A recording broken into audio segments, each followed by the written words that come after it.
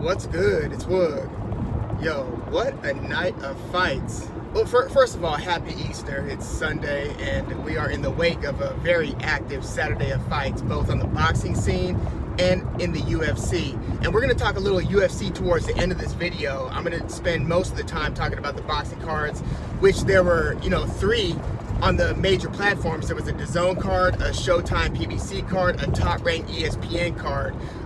But if you want to get straight to the UFC talk, I'm going to divide this up into chapters where if you look in the video's description, you should be able to just click the appropriate chapter and go straight to the UFC. So I'm going to do that.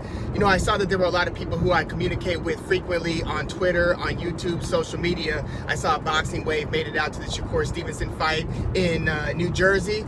Shout out. I saw Karma Serene, I believe, made it out to San Antonio for the Bam Rodriguez fight. That was the DAZN Matchroom card. Shout out. But I want to get right into the action, and we can start. I'm going to bounce around a little bit because I think that there's a lot of connectivity, because you had certain upsets take place, and they weren't the upsets like on the grandest scale, but they were very significant and pretty unexpected upset. So I'll do some jumping around, but I'll try to keep it consistent, going card over card over card. So we'll start with the ESPN card, and the headliner was SHAKUR Stevenson versus Yoshino.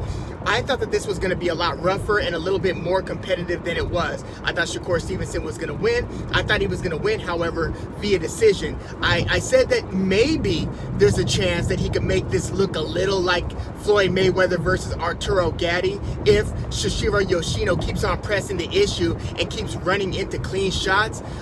Look, but again, I thought that this was going to be a decision win at a certain point. I thought that SHAKUR Stevenson was going to start tagging Yoshino in the front half of the fight, but that Yoshino would keep on coming forward, and at a certain point SHAKUR Stevenson would kind of respect game and start fighting more on his back foot and winning rounds and then cruising to a decision. I thought it was going to look like that. I did not think that it was going to be this outright butt whooping where the skill gap looked that damn pronounced. I mean, Yoshino was coming off of stoppage wins over Ito and over Nakatani. So almost from the outset of this fight, SHAKUR Stevenson pretty much had this under control by, I would say, the beginning of the second round. SHAKUR Stevenson said that it would take him about 2 rounds to figure Yoshino out. It took him about a round and a half max. But he dropped him, I believe, in the second round, dropped him again, I think, in the 4th round. These were clean knockdowns, too, and then ended up stopping him in the 7th round. Maybe the fight did not have to be stopped. Oh, I'm sorry. I think it was a 6th round TKO. But Yoshino was getting hit by flush shots, and so at a certain point, the referee just, another clean punch, one of several clean punches, but another punch landed. It didn't look extraordinarily devastating or, particularly bad, but I think that it was just the accumulation and then just the trend that was developing in the fight that had the ref say, you know what, enough's enough, and then he stopped the fight. There was mild protest coming from Yoshino, but nothing significant. But yeah, SHAKUR Stevenson looked dazzling in this fight. He basically showed that he might not only be as good, but perhaps even better than those who are the most bullish on SHAKUR Stevenson think he is. He is that special. And he seems to have he's got a more of a tormenting gear than, I would say, the person who we most likely will be comparing him to, Devin Haney, has. And I say Devin Haney because out of that new crop of 135-ish, 140 fighters, and obviously SHAKUR Stevenson was 126, then 130, now 135, but out of that group, Gervonta Davis, Ryan Garcia, Devin Haney, Teofimo Lopez, we were kind of looking at the sweet scientists in that group being Devin Haney and SHAKUR Stevenson. So I think that they're often going to be, compared against one another, even though SHAKUR Stevenson is southpaw, Devin Haney orthodox. But SHAKUR Stevenson seems to want to put his foot on the gas a bit, and maybe he was doing that in this fight, basically to make a statement. at 135 after missing weight against Conceição, and then that fight being a de facto 135 fight, but only because Conceição agreed to take basically an additional payout, allow the fight to proceed, and allow Shakur Stevenson to come in basically overweight, having missed weight the day prior. So this was the true debut at lightweight for Shakur Stevenson, and I mean, he passed this one with flying colors. Like, he basically launched this 135 campaign by looking spectacular over Shuhei Yoshino. So yeah, we'll see what comes next. Obviously, Devin Haney versus Vasily Lomachenko is going to determine who walks away from that fight with all of the lightweight belts, and I'm sure Bob Arum, Top Rank and company are going to have, you know, Shakur Stevenson essentially waiting in the wings. So I don't think that Shakur Stevenson's next fight is going to be of the Yoshino caliber. I think it's going to be, you know, if Devin Haney goes up after beating Lomachenko, if he beats Lomachenko, then I think Shakur Stevenson will be fighting for at least, maybe just one, but a vacant title. And if Lomachenko beats Devin Haney, then I think we're going to get Shakur Stevenson versus Lomachenko for what would then be Lomachenko's lightweight belt. So let's see how this unfolds. But yeah, Shakur Stevenson looked amazing against Yoshino. I didn't think it was going to be that damn one-sided. I mean, you see the traps that he was setting up, the different things that he was doing with his lead hand, and if you look at his footwork, it's a little bit subtle, but those are some very active feet where you could see the difference in footwork and distance control between Shakur Stevenson and Yoshino. You could also see the difference in reflexes, difference in hand speed, difference in head movement, upper body and torso, trunk movement. Like, these guys were not on the same level, and Shakur Stevenson made it a point to show that to all of us, and he did just that. On that undercard, Keyshawn Davis looked very good against Anthony Yiggett. I would say that this was the biggest step-up fight out of that crop of prospects. I'm talking Keyshawn Davis, Troy Isley, Jared Big Baby Anderson, and Bruce Shushu Carrington. I think out of all of those guys, it was Keyshawn Davis who had the toughest task at hand, being that he was fighting Anthony Yiggett, who's contended or challenged for titles, belts before. And Keyshawn Davis looked fantastic. I mean, he's, along with Jared Big Baby Anderson, the only one of those four who got a stoppage in his fight. And again, his was the one that was a bit of a step up. So he stopped Anthony Yiggett in the 9th round. You know, the 135 division is stacked. So we're going to see what they do with Keyshawn Davis and how they matchmake next. They've got a bunch of kind of, you know, mid-tier 135ers, lightweights on the Top Rank roster. So we'll see what they do matchups-wise for Keyshawn Davis. But he's looking very good, and for this being only what, his 7th or 8th fight, being against somebody the caliber of Anthony Yiggett, this was they're not slow tracking him like I think, you know, PBC has kind of been slow tracking Brandun Lee a little bit, even though we're going to talk about his fight against Pedro Campa. But Keyshawn Davis looks like he's ready for that next tier of lightweight contender. So we'll see who he fights next. He looked very good here against Yiggett. And then Troy Isley and Bruce Shushu Carrington, they both look very good. They both won their fights via decision. Troy Isley's the middleweight. Shushu Carrington's a featherweight. Obviously, Top Rank has a bunch of good featherweight fighters. They've got, you know, Michael Conlon, who's going to be challenging Luis Alberto Lopez for his title in May. They've got Robesi Ramirez, who just won a belt in that vacant title fight against Isaac Dogboe. They have Emmanuel Navarrete, if he ever does choose to come back to 126. But then they've got that next tier where you've got, you know, Isaac Dogboe, you've got Joet Gonzalez, you've got a lot of featherweights that you could test Shushu Carrington against. And he's looking like he's ready to take that next step. Same with Troy Isley, although I'm not sure, I don't think Top Rank has as many good middleweights to match Troy Isley with. Yes, they do have a belt holder in Janabek Alim Hanuli, or is it Alim Hanula? Yeah, I don't think that there are as many options in these different step-up fights for Troy Isley on the Top Rank 5, but we'll see what they do. You know, he's not as dazzling as some of the leaner, quicker fighters, but you know, he is one of those kind of pack-a-lunch workers in the ring. He reminds me a little bit, I know Tim Bradley was kind of likening it, Isley to himself, just in terms of not having the knockout power necessarily, not having the fastest hands, although, you know, I saw different Tim Bradley fights where he was looking very quick and where he boxed very well. I thought he put on a masterpiece in what would be Marquez's final fight, the way that Timothy Bradley just outboxed Marquez, you know?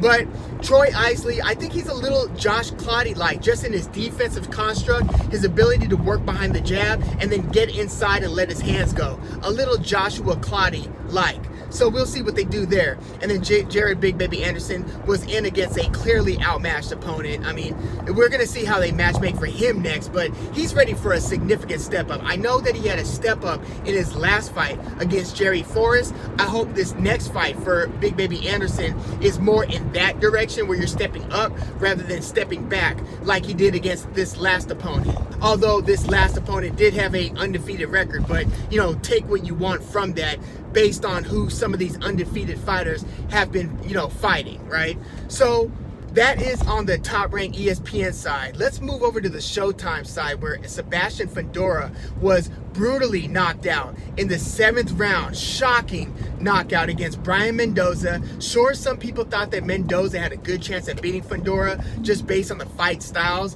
Mendoza hit hard. He was one of those guys who could kind of, you know, angle and set up a very nice, clean power punch, which you would think is the way of beating somebody with the punch volume and the physical outlier measurables that Fundora has. Like going inside and just trading a bunch of bombs with him and just making this a high volume affair, I wouldn't think is the way to go, even though this fight did have some high volume moments. But the way that Mendoza approached this fight, look, his last win over Jason Rosario, I mean, that was kind of an eye-opener, right? He pretty much retired Jason Rosario with a beautiful uppercut.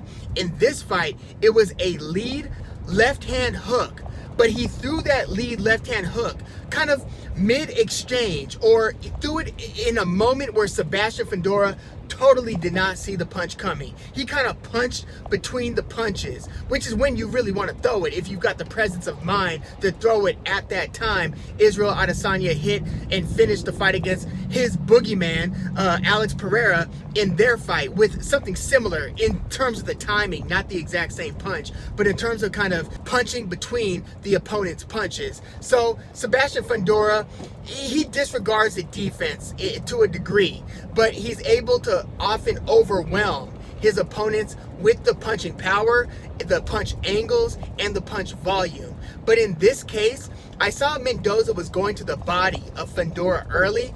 I thought that Erickson Lubin would do more early body work and sustain that body attack against Fundora when they fought. But he started to headhunt a bit, and he to me, started to fight a Fundora style fight, which Fundora ended up overwhelming and eventually stopping Erickson Lubin. In this case, Brian Mendoza was working the body, but was looking for those opportunities to set up big bombs up top. And when he eventually caught Sebastian Fundora with that quick lead left-hand hook, it was almost like a quick check hook. He caught him with it so unexpectedly, so cleanly, that Fundora was essentially stopped in his tracks, kind of frozen on his feet. And then he caught 2 more bombs that were basically unguarded. That, you remember when Tyson Fury got hit by that Deontay Wilder right hand, then Wilder quickly followed it up with the left-hand hook, and he caught Fury with that on Fury's way down? Well, Mendoza caught Sebastian Fundora with 2 more punches on Sebastian Fundora's 6'6" frame, slowly crumbling to the canvas. And once Sebastian Fundora was down, he was not getting up anytime soon. It was one of those where the guy looks up almost in a "I can't feel my legs" type of way, where his legs just looked kind of stiff, and the only thing that was really moving was his head and neck to kind of look up and think about trying to get up, but his body just was not responding to that attempt. And so he was kind of stuck on the ground for several seconds. Beautiful knockout for Brian Mendoza, and you'll be hard pressed to find a fighter whose stock has grown as much as Mendoza has over the past 3 months. Because he just knocked out Jason Rosario, like, what was it, less than 2 months ago? It might even be like shorter in the time frame than that.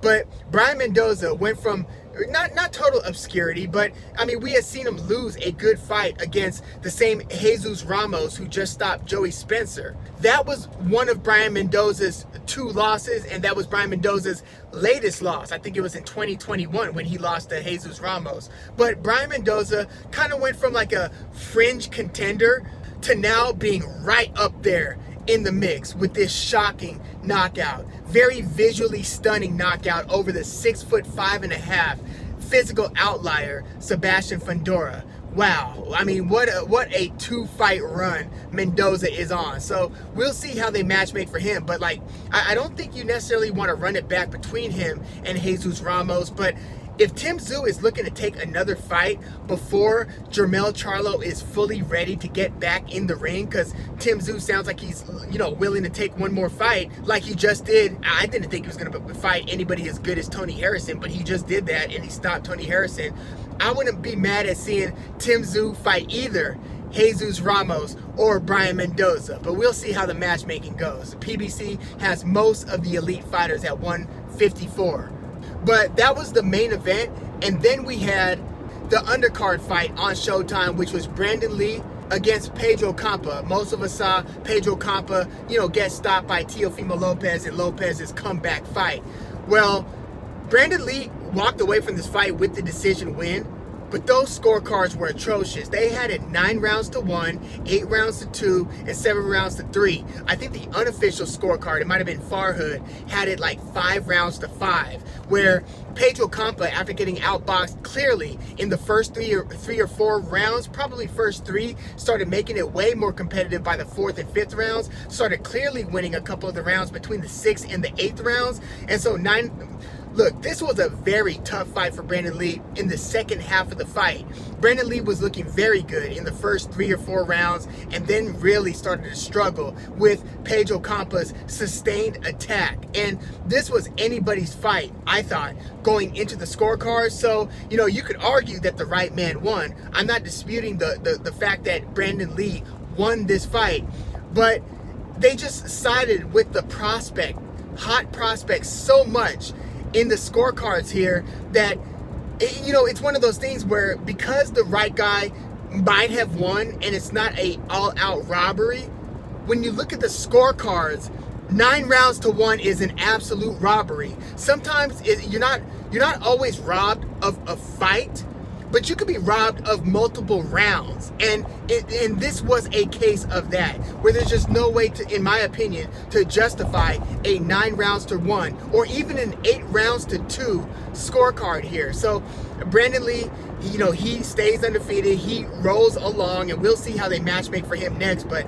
I really think that he's going to struggle a bit as he approaches the top tier 147 pounders. Like, there's almost nowhere to run or nowhere to hide once you start getting into that rarefied air where PBC holds most of the cards at 147. So we'll see how they matchmake for Brandun Lee. But after you fight a Pedro Campa, I mean, you can only be so careful for so long. At some point, he's going to have to jump into the deep end. And I really wonder how he's going to do on that level. Because, I don't think that it would have been an outright robbery if they would have given Pedro Campa this decision win. Again, I thought that a draw would have been fair. I think that a close, split decision, or even a 115 to 113, even 116, not 116 to 112, this was a 10 rounder, but even 7 rounds to 3, 6 rounds to 4, that's within the scope of possibility.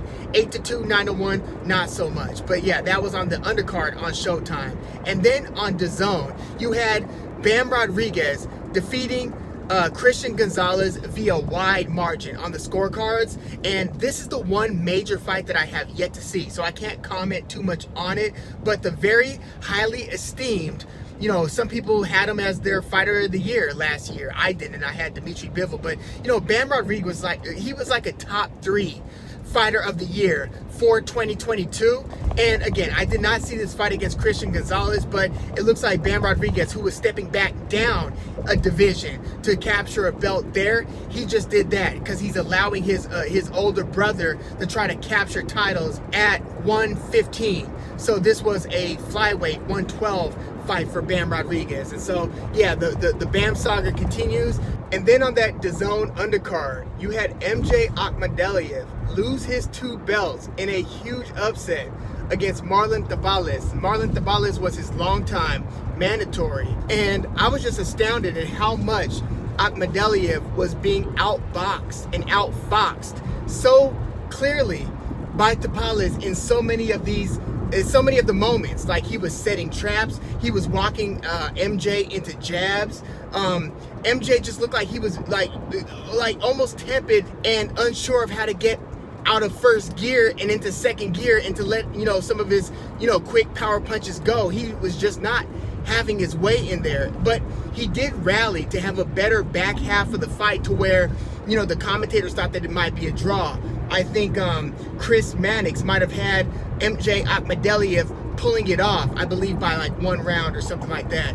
But the judges, in fact, went with Tapales via split decision. So this was a kind of a rare case where it's a fight that going into the scorecard feels like it could go either way. So sometimes when that happens, you kind of say, okay, they're going to give it to the champion because this was close, but maybe a couple of those swing rounds went to the champ to where he wins a scary, fight. It's like, oh man, that was a close call, but ends up coming out on top. No, they actually awarded the major underdog with a close decision win. So props to Marlon Tapales, because I didn't hear anybody who saw that one coming. MJ Akhmadaliev losing his 2 belts at 122 to the very unheralded Marlon Tapales. I mean, just months ago, people were, and including myself, wanted to see a Stephen Fulton, who's now going to be fighting the monster Naya Inoue. Can't wait for that one. But we were wanting to see Stephen Fulton fight a battle for undisputed against MJ Akhmadaliev, 2-belt holder against 2-belt holder. Well, now we've got a new other 2-belt holder. So I don't know if they're going to run it back between MJ and Tapales. We'll see what the path forward is for MJ, but boy, this was a setback. And again, if you look at the betting odds, I think that you could find books where Tapales was like a 20-1 underdog. Do you know what that means? If you would have bet on Tapales, like that is a lopsided perception in terms of who was supposed to win this fight on the Bam Rodriguez versus Gonzalez undercard. But yeah, props to Marlon Tapales for becoming the new unified 122-pound champion. And then even further on the undercard, a fight that kind of intrigued me was Raymond Ford versus Jesse Magdaleno, because Magdaleno, he'd beaten Nonito Donaire in the past. He beat Donaire pretty badly to where this was like now several years ago. But I thought that when Donaire lost to Magdaleno, that maybe it was time for him to hang it up. Jesse Magdaleno's one loss heading into this fight was against Isaac Dogboe. That was one of Isaac Dogboe's couple of title defenses at 122 before Dogboe would then run into Emmanuel Navarrete. So, and that's arguably the biggest win in Dogboe's career. Maybe the Joet Gonzalez win, I don't know, it's close. But Jesse Magdaleno is a good fighter, so in that regard, this was perhaps seen to be a step-up fight for Raymond Ford. But the illusion in that one, and kind of the fool's gold, if you will, is that this fight was at featherweight. Jesse Magdaleno was up a division from where he held the belt. So he held the belt at 122 and was basically fighting up a division from where he was, having his heyday, essentially. Not to mention, he had a comeback fight after a 2-year layoff. So he was out for multiple years, and if you rewatch Jesse Magdaleno's latest fight before this fight against Ford on the broadcast, they were discussing Magdaleno's mental health struggles. Like, he was having suicidal thoughts, and was really having a struggle to get back into a mental balance to where you could focus on boxing while focusing on your family and basically be back in a seemingly happier state. So Jesse Magdaleno, between the weight issue, the inactivity, the mental health struggles, this was a fight that Raymond Ford, given those things, is supposed to win, but it's against a name to where now you can say, well, Raymond Ford has now beaten Jesse Magdaleno. One of those things. So upon first glance, I was like, wait a second. I've seen Raymond Ford struggle against opponents in the past to where I thought Raymond Ford had been gifted a decision in a fight that I thought I saw him lose a few fights back. So I was initially looking at this Raymond Ford versus Magdaleno matchup like, wait a second, this might be more interesting and competitive than the odds would indicate. Well, because of those other factors, it's like, nah, maybe not so much. Maybe this was a fight for Raymond Ford to not only win, but to look pretty good in winning. And he did look pretty good. I thought he should have stopped Magdaleno. There were a few points of the fight where I thought that it was headed towards a stoppage. But, Magdaleno really bit down and did what he had to do. And he wasn't fighting a survivalist fight necessarily. He was just getting beaten up really bad in that one. And, Raymond Ford pretty much cruised to a decision win. So it didn't end up being as competitive as it looked like it might have been, just given the name and the caliber of Jesse Magdaleno, at least the version of Magdaleno that we were used to seeing a few fights back.